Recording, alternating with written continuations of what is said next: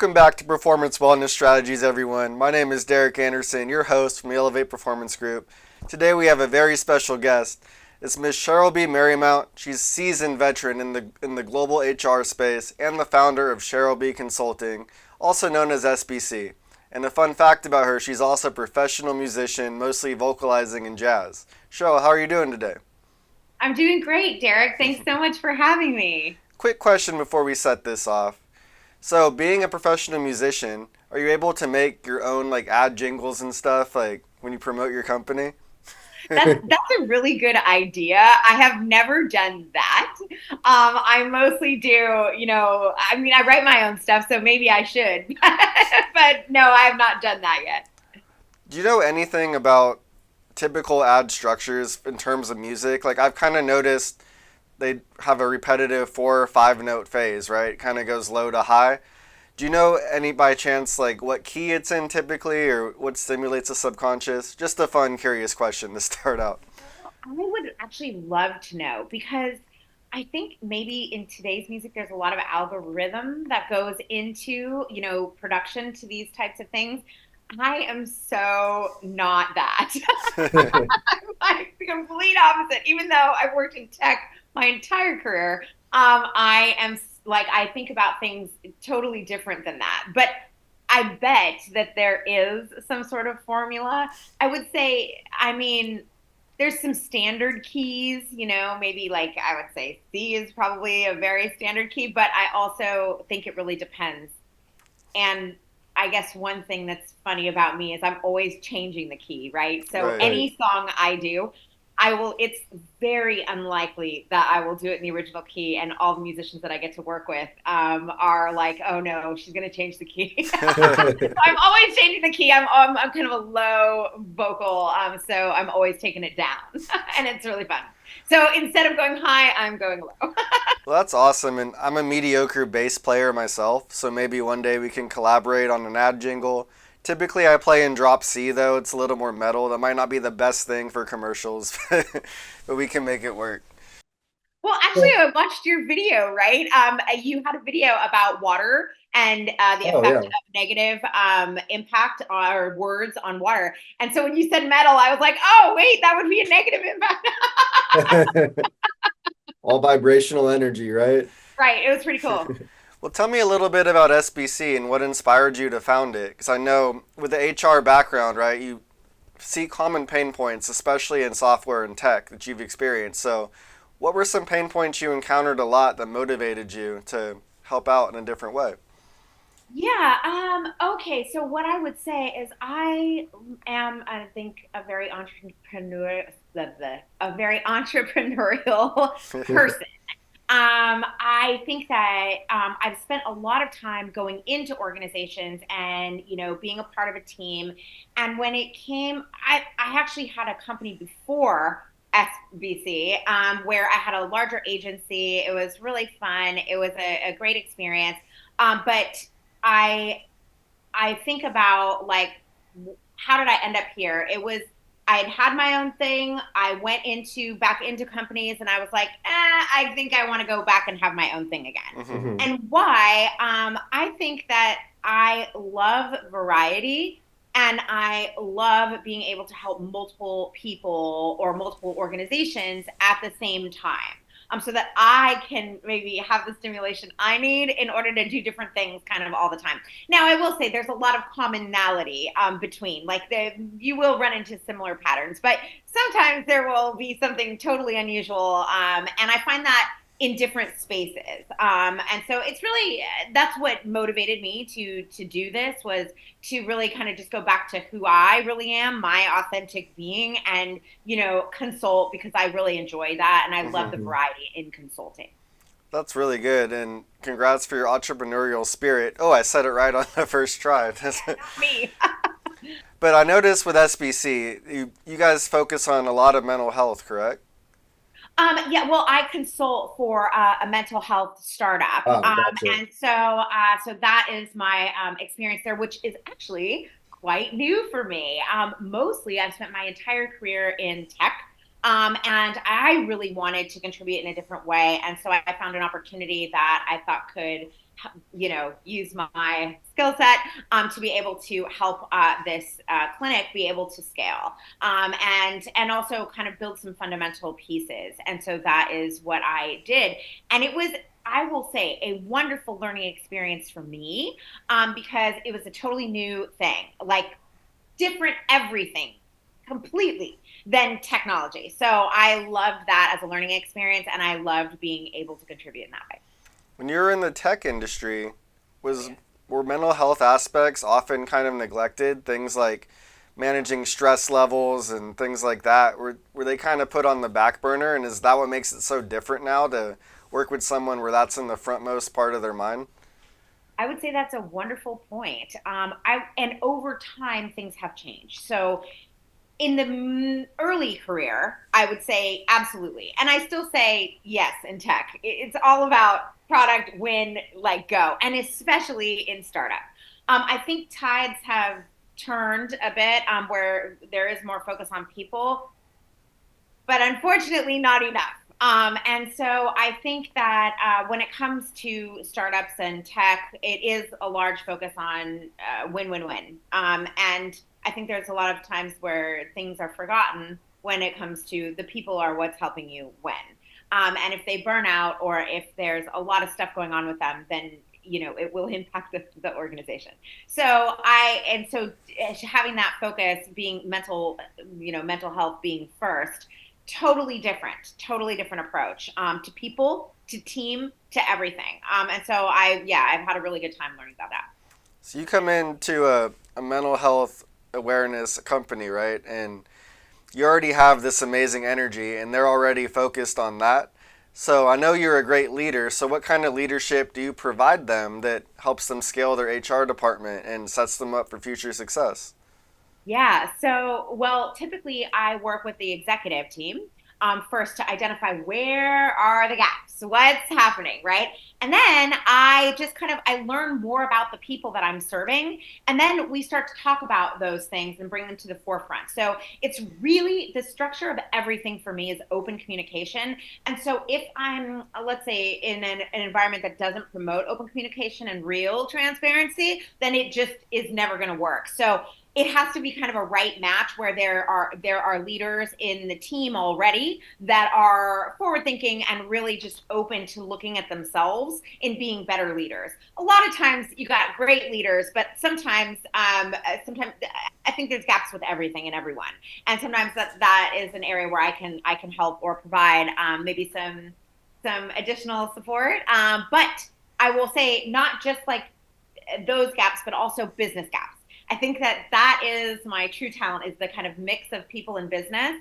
And I love business. I love understanding how everything works. And so I kind of take a look at everything. And then I kind of come in with very open, just openness, and then being able to, I think, provide, a structure to be able to have open, real communications, and then a true framework for change.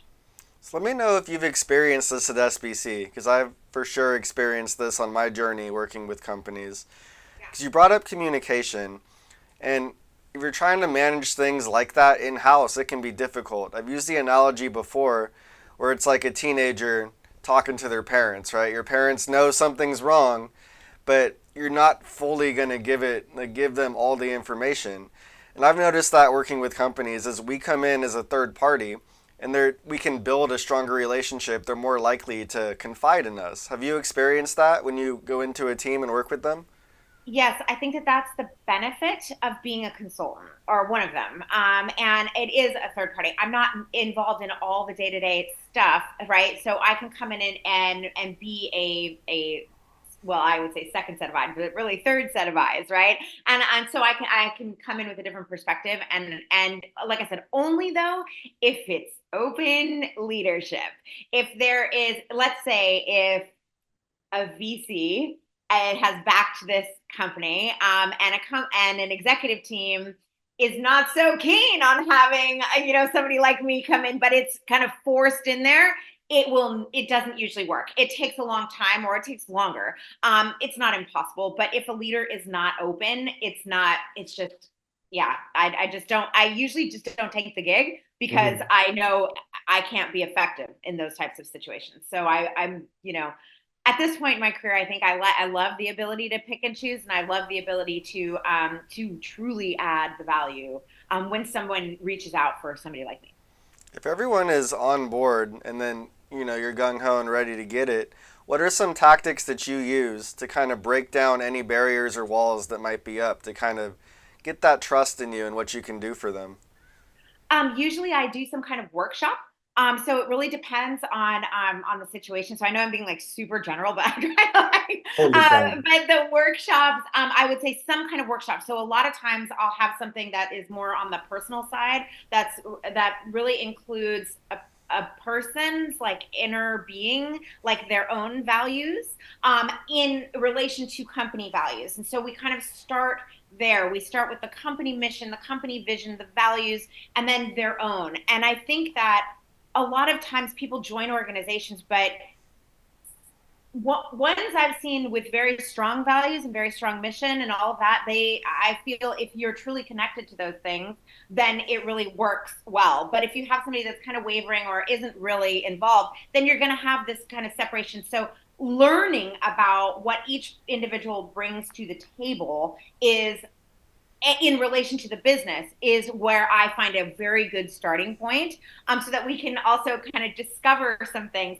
I've also done things like used Enneagram, which I think is really fun. And it's so kind of ancient that it has this really wonderful root that I think people, and I've seen that work very well also. So it's a personal connect to the business, that usually, to me, I see the most effective in just starting to build trust with people in an organization. Yeah, those individual skill sets and learning techniques are so important to know, and a lot of times the executives don't know that. And this can make employees feel neglected, right? Like, let's say they're more of an introvert and they're losing out on conversation pieces in meetings, but they can contribute in another way. So you want everyone to feel valuable because everyone's the best at something within a team, at least I've found, right? So have you ever, after learning about what everyone's great at, can you report that information back to the CEO or the executive, and they can then use that to restructure their team in a more beneficial way for the whole company? Yeah, usually it's me restructuring. We're working with the leadership team to do so. But certainly that's a huge piece of it is really being able to deliver this information, to talk through it, to figure out how do we all really work together in the best ways. I think some good practices are having the like access, or making sure that there's access for everyone. So whether it be, I'll give an example, like an engineering style, maybe, and again, this is very general, but what I found really effective is lots of documentation, because that's a really big part of their job. Where on the creative side, not so much, right? It's more verbal dialogue or verbal Right. conversation. And so it's figuring out, okay, where do we kind of come up between the two? How do we get someone in between to really translate and make sure that we get everyone together? So yeah, there's all kinds of really great ways to do that. But and then yeah, restructuring, even finding new opportunities within the organization for someone who is, you don't want to lose the person, right? Right. But the skill set maybe doesn't really match the job that they were hired into. And then really figuring out, oh, well, maybe there's another opportunity in another department or something like that. And thinking about it really from a people first perspective, and not necessarily a job description perspective, because skill sets can be utilized in many, many different ways. Utilizing those skill sets increases that productivity, which is so important, and retention, right? Which we'll dive into in a second. Sure. But anyway, so when you work with a team and it becomes their new outline of how their HR is managed, that is it's kind of mandatory, right? Everyone has to participate in that way, but it's structured in a way that everyone's happy with. They feel comfortable with it. Am I on track with that? Is that correct? Yeah, I think that, or the way that I think about that is everyone must feel as a contributor, right? You have to Right. feel like you're contributing to something, and if the something is much always larger than you. And so I feel that if everyone truly feels connected to that, then there's a lot going on. But that doesn't mean that, that's all good, like in theory, right? But people struggle every day, right? So we have to kind of get through those types of struggles as well and understand all the people. And that's where I would think that a lot of times the people that are managing teams, they know their teams, they know what's happening with their teams, and they're all typically very good leaders. And so they have more, insight, but then maybe they don't always know how to solve it, or how to get where they need to go because of the person's struggles, right? So then it's kind of figuring all of that out, and then working with individuals, working with management, and then determining where we go from here. But yeah, I would say that, and hopefully that's somewhat of a decent answer. I don't know if that was rambling or not. It's a conflict that's really hard to solve a lot of times. Like we forget that people have their own personal internal struggles outside of the workplace. And they have to, bring that to work and sometimes be fake and work through it.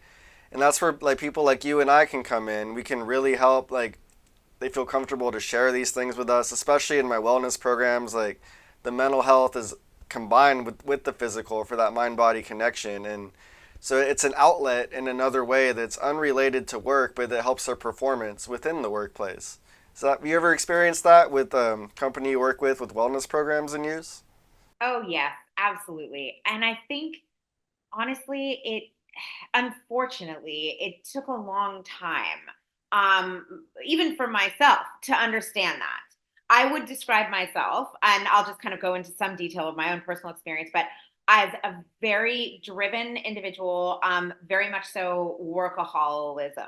And so that is like my thing, and that's where I go. Other people have other struggles, but mine, I'll just work all the time. And so that's good for a company, but it's terrible for me. And it got so terrible for a really long time, that I couldn't even see it for myself. So being able to kind of get myself out of that, or learn how to do that, I learned how to do that through taking care of myself and understanding, why do I do these things. So with therapy, with exercise, with mind body connection, truly understanding, mind body soul kind of stuff.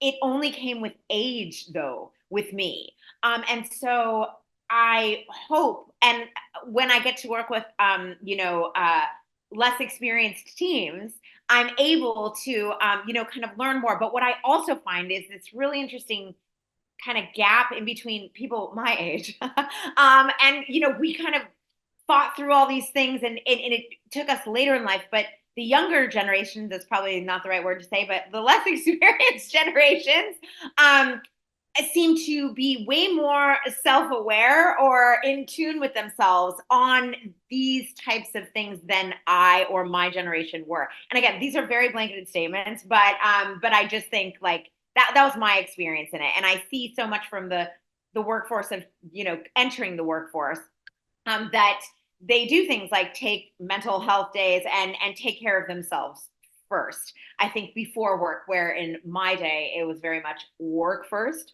put your head down and just keep going, versus take care of yourself. So and now, based on my own experience and certainly the experience I see with others, I'm able to then help out people, that are going through that, as do you.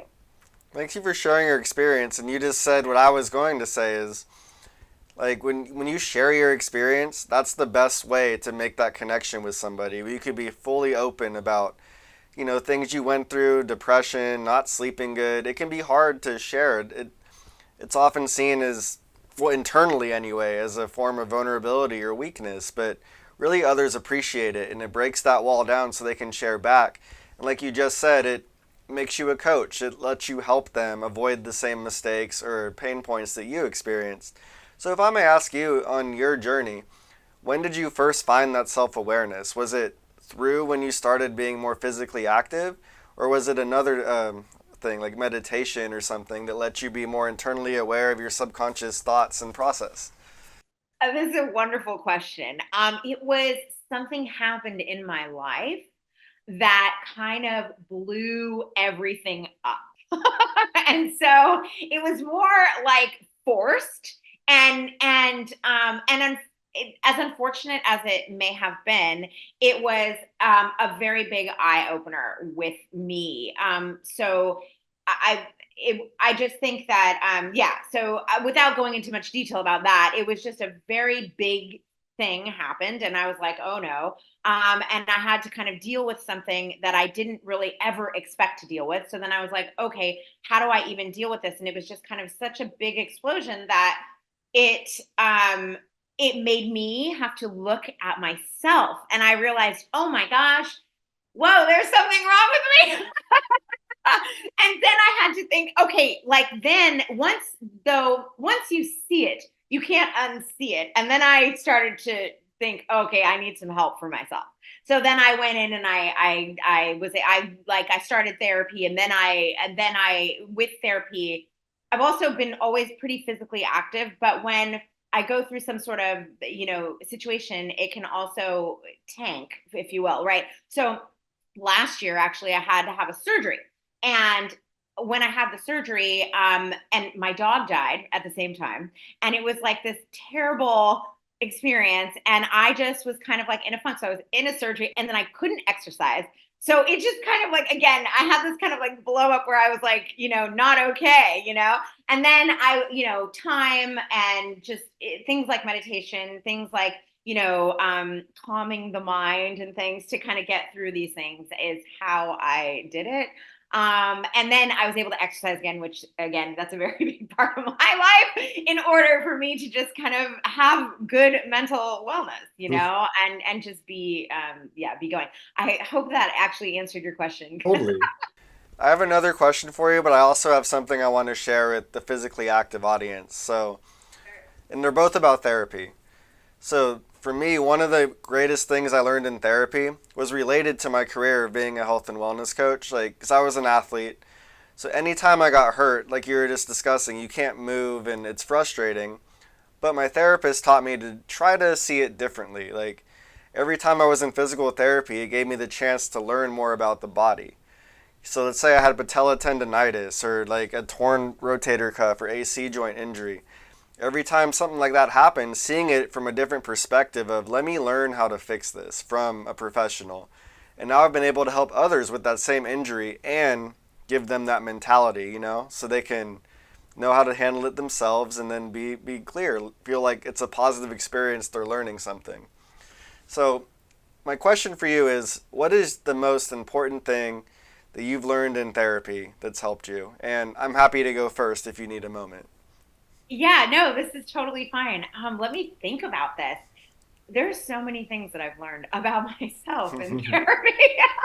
And I think that's really the crux of everything. Is like it. I guess the hardest part is you really have to look in the mirror and you have to kind of figure out what's going on, right? Like why you do the things you do, right? And I think that getting over that or being able to then do that is such a freeing experience.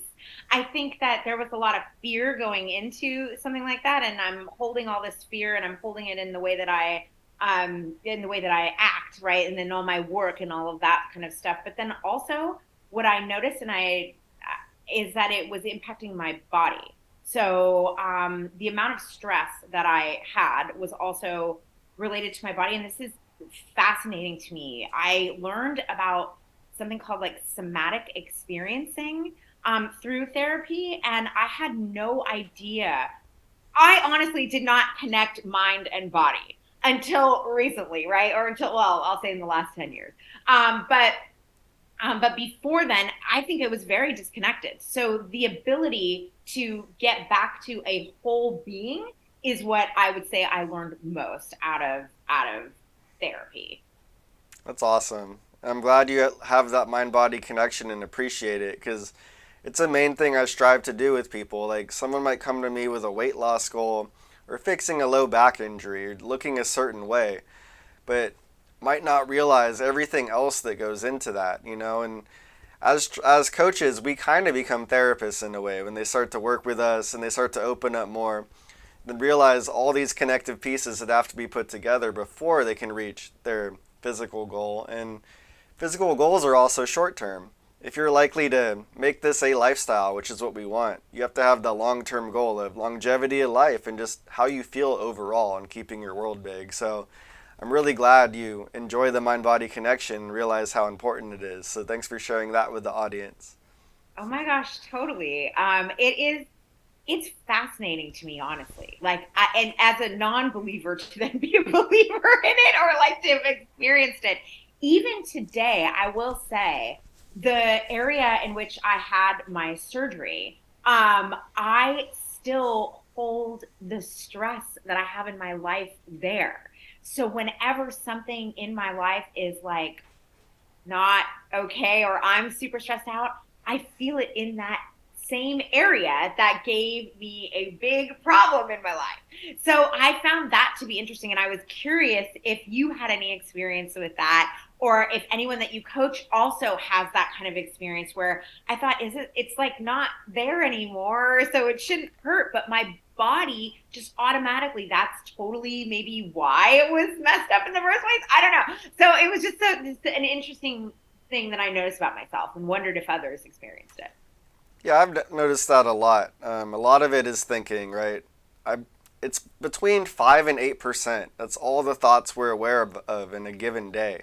And everything else is learned behavior, subconscious thinking. So self-awareness, as we've been talking about, is a huge thing. Like, once you can kind of call yourself out on negative thoughts or frustrations or stress thoughts, you can reroute those neural pathways to replace it with something better. And over time, that becomes a habit and now a part of your new lifestyle.